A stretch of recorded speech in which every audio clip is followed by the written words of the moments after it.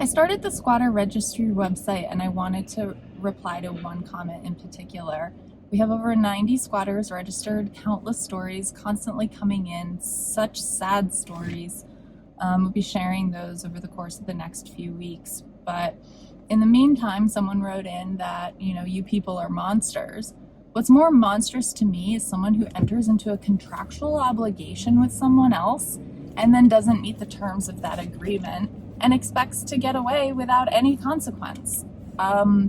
People who refuse to be responsible for themselves are not the responsibility of small landlords or any private individual for that matter, except maybe their families.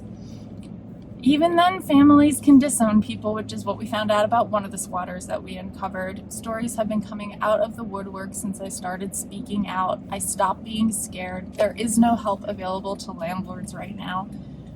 The government, especially New York State, where I am, has trampled all over property rights. I was unable to close on my home. It was not offered for rent. And the damage done to me is a lot more than just what it would have been for rent. Had a business plan I couldn't execute. I couldn't sell the house even though it was sold. And I was financially devastated by this just because they didn't feel like moving or they didn't feel like paying the rent that is in the area that I'm responsible for.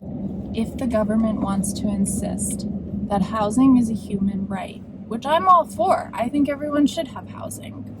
They need to provide it. They cannot put the burden on private individuals like myself who are struggling with the same thing and trying to just survive in this world like everybody else. It's not right. It goes against the Constitution, it goes against property rights, and it goes against the founding of the country. So I'm all for helping tenants with achieving homeownership. I would love to help with that. I'm all for finding ways that people can be provided adequate housing. I'm all for that, but I'm not for putting that responsibility on people like me at our own expense and our own efforts for trying to survive in this world. It's just not right. So for anyone who doesn't feel like telling the cops to go ahead and arrest them like I had to do when I decided to take matters into my own hands finally and turn off a propane account that I had no legal obligation to provide, despite everyone telling me not to do it, I did it anyway, and guess what? They were gone within 2 weeks. As long as we help ourselves through our legal rights, because there was nothing that said I had to provide it, I did it out of the kindness of my heart, and I just wasn't scared anymore. And guess what? I didn't get arrested, even though the cops called me and threatened me with that, because they don't know the law. I kind of figured to myself, if I'm having such a hard time exercising my own rights as a property owner with a deed in my hand, how could they have any easier of a time exercising some kind of made-up rights that don't even exist?